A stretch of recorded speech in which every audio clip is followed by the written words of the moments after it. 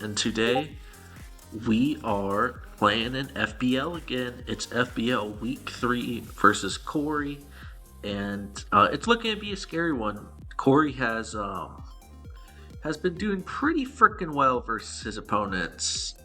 Like it could be a rough one. This dude's supposedly really good, so we'll have to see if he's good enough to beat the 2-0 Troplin K's and the boy J Sauce now. I don't know. I'm feeling pretty good. The matchup is a little wonky. He's got a scary team, and I will see you in the team builder. Is our Slither Wing. We just maxed out the attack. We have enough speed to outspeed Weavile after a flame charge. And from there, we just kind of spam close combat and leech life. I have Terra Blast Ice to hit Salamence as well as the Gligar. Like, the only thing that really scares me and can prevent this from just winning is like Terra Fairy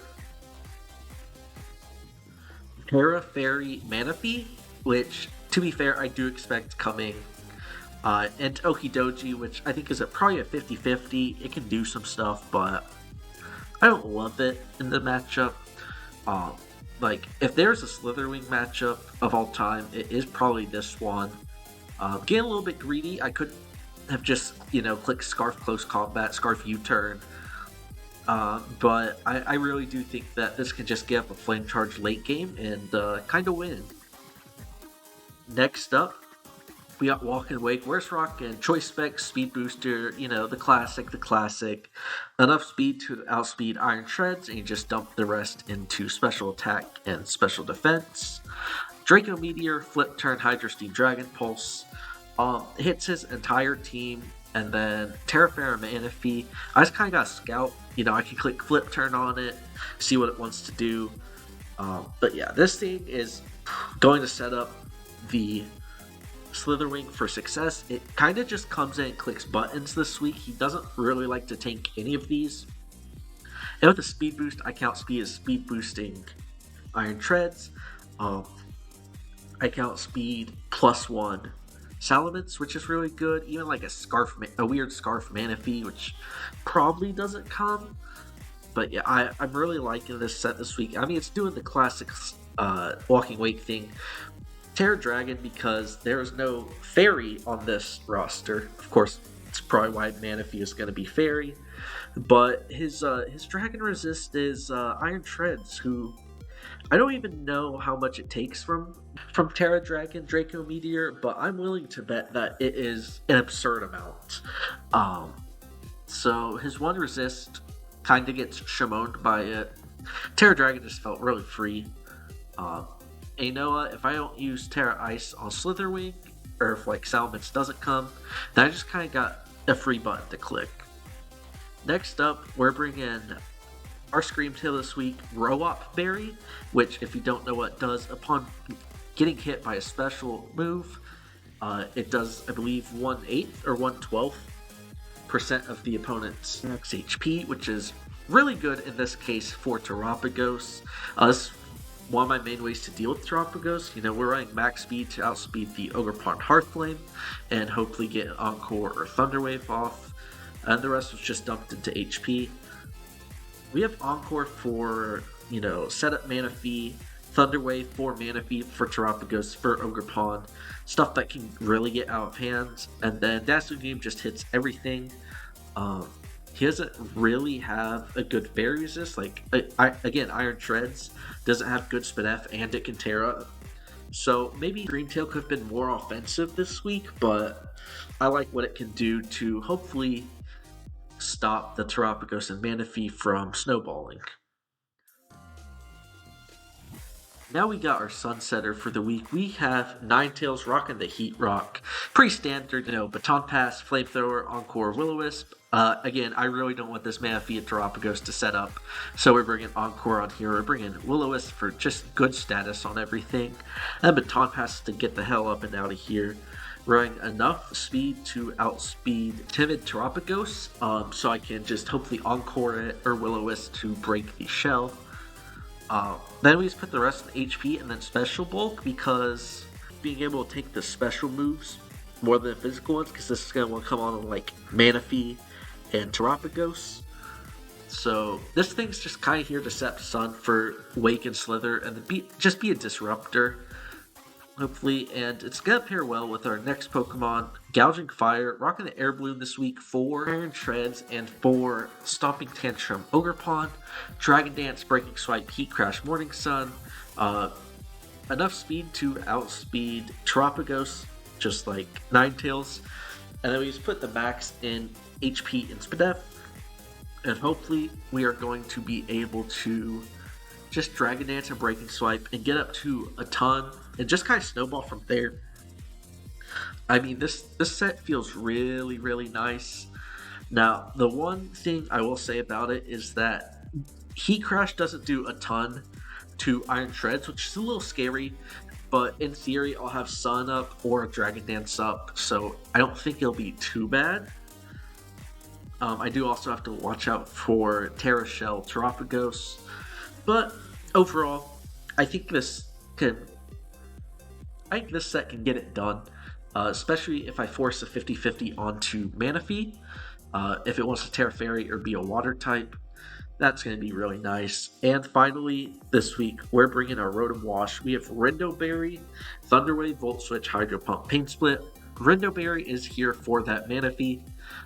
It's not going to stop it if it is a Tail Glow set, I don't believe, but if it is like Take Car or more of a supporty set or like even Choice, then I can tank an Energy Ball and click Thunderwave on it, or click Pain Split or Volt Switch or something. It allows me to take on Manaphy a lot more realistically. It can also help take an Ogerpon move and then Thunderwave it back. I just really like it this week, to be honest. And again, this is here to try to stop the Terapagos, the Manaphy, hell, even the Ogerpon. The 3 of probably the scariest monsters matchup. And, you know, he's threw a little bit of speed in there to, like, if he wants to creep Terapagos a little bit to try to outspeed me. We just threw enough speed in there to avoid that. Against Uxie, we are slower, so I can get a slow pivot off. You know, if it wants to click U-turn on me, or if it wants to get any sort of move off, I can take it and then Volt Switch on out. And to, like, realistically, my Slitherwing, even Walking Wake, I don't know how good the 6 is, because I feel like I'm playing to not lose rather than playing to win, but I think I have enough offense through my Sun guys to hopefully kill all of the Pokemon I need and be able to clean up late game with it. But if one of them goes down, it gets a lot harder to deal with. Terra, Fairy, Manaphy, as well as just like Pokemon like Uxie and Gligar that can be a little bit more defensive. It's going to be a very hit or miss game, depending on the 6 that he brings. But I'm excited. Cory's a great battler. He seems like a good community member as well. So, with that being said, let's get into the battle. Alright, so this is kind of the 6 that I expected. No Okidoji is pretty good for me. It looks like a Slitherwing Legacy game. Now, unfortunately, that Manaphy is Terra Fairy, which, yes, I did predict, but that doesn't mean I have really good answers for it. Offensively, I can't really break it, especially if it's not Terra'd yet, because a 50-50 could happen. It's really tough for me.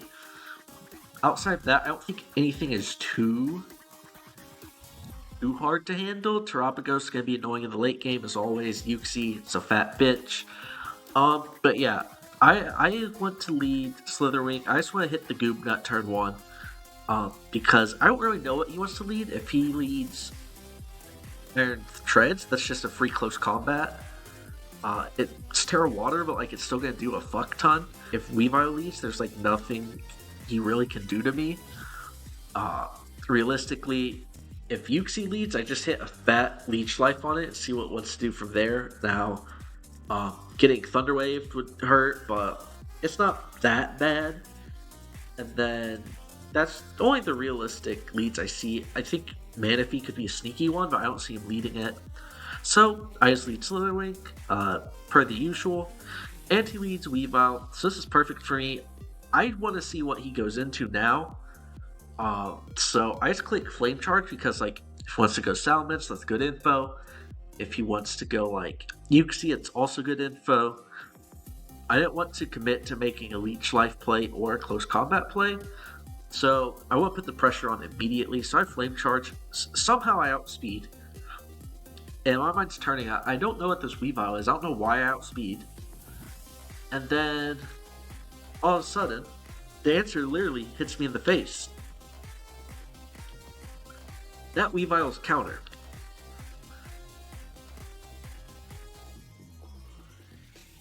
I don't know if I've ever seen that before, ladies and gentlemen. Sash counter Weavile has already ruined my day. It's turn 1, and I'm in a very extreme uphill battle, like losing one of my key offensive pieces, and arguably my win con turn 1 is probably not a good idea. Now, I don't have anything that outspeeds this damn Weavile, so I've got to take an attack. I decide it's best to just go Ninetales and kill it, but get the sun up. And if I lose my Heat Rockets, whatever, does a lot. And I actually Baton Pass into Walking Wake. I didn't want to kill in case it went like hard mana fee.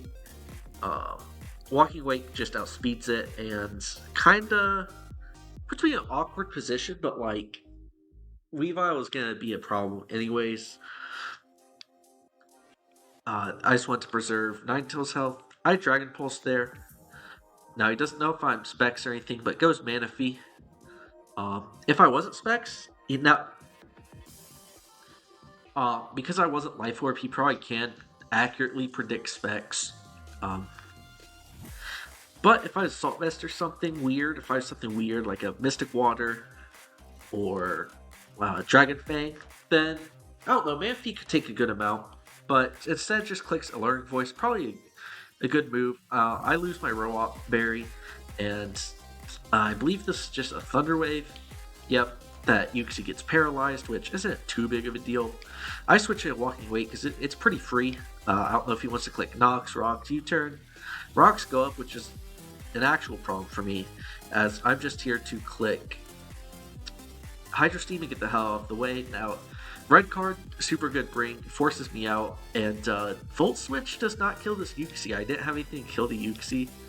So I kind of just go Scream Tail here, see what he wants to do. U-turn comes out, Salamence is in, which is a little weird to me. Just goes Uxie again on my Thunder Wave, which is fine. I don't know why I didn't just click, what's it called? I didn't click Dazzling Gleam there, which is a little weird. I throw up a Wish because I know Uxie can't do much to me, and now my Scream Tail is back up to 100. Iron Treads comes in, and I believe, yep, there it is. I sack Ninetales to get Sun back up for 5 turns. Clicks Knockoff, it's very good. This is a very bad play I'm about to make, ladies and gentlemen. I click Dragon Dance because I see that he can't touch me. With Earthquake, I get a free Dragon Dance up, and this is a little scary. But he clicks Rapid Spin. And so he'll outspeed me next turn. This is something that I had not considered. Something that really puts a foil in my game plan, because at this point, I'm looking at the matchup, I'm thinking, I really need Gouge to go ham here so Wake can clean up in the back. At this point, I decide that if Gouge dies, that's okay because I have Wake to come in, click Hydro Steam, force pressure out. But if Gouge lives and kills this Iron Treads, then that's perfectly fine as well. I just need one of those things to happen, and I'm looking pretty good. So yeah. Unfortunately, Earthquake does 62%. I'm thinking I'm going to live this. And Steve lives on 1. I do want to put it here that this was actually not a roll. Treads always live this, but I did want to put out there that I did not calc that Heat Crash was only 60 base power versus Iron Treads, which makes a lot of sense. Clears up my confusion a lot.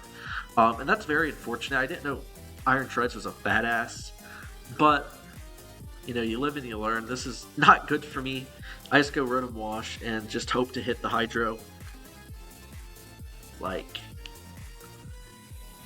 I hit it. I know, and chat, I say I know it's still 60 base power, but that was um, after that interaction went down, I calced it and figured that out. Now Manaphy comes on in. This is yeah, Eclipse substitute, and that's pretty much game. I don't think I can beat Manaphy on sub. Sub was a super good brain. Um, I think maybe there's a chance I could have had it if it wasn't for sub, but it's still really difficult because obviously I can't pair it with Take Heart. I have to go into Screamtail, Encore, pray for a crit, and even then, I still have to play around it. It's not very good win con, because there's still Terapagos in the back. So I go Walking Wake, and here it is. I'm just praying for the crit at this point, and even then, I don't think it matters. Hit does 18%, and it just takes heart. So I would have had to have a double crit, I think, to even have a chance. And even there, it was kind of bad. I miscounted Encore. There's just nothing I can do at this point. I have to pair it and then encore it into something. It's just not good. I think it's wish just in case I get double para, but I'm just stalling the inevitable at this point. Cory just had phenomenal prep. I felt good about my prep going in, but after this game, I got out prepped to piss, and there's nothing I can do about it. Cory is one of the only 3-0 coaches, and has beaten both me and Keji, which is not an easy feat. This guy's the real deal, and I really hope I don't have to see him in playoffs. And Cory, if you're watching this, please stay out of my playoffs run. I don't want to do this again. And yeah, you might be the GOAT prepper. I'm not gonna lie. I don't think I've been this out prepped in a minute, especially not when I put this amount of effort in. So yeah, keep doing your thing, but stay on my playoff run, right? I know it'd be content, but I'm not looking forward to that. I don't want the smoke. Hopefully we have a bounce back week next week versus Master. In week 4 we fallen 2-1, but it's still pretty good. We have a pretty favorable differential still. So yeah, join me next time in FBL. And with that being said, thank you all for watching. JSauce out.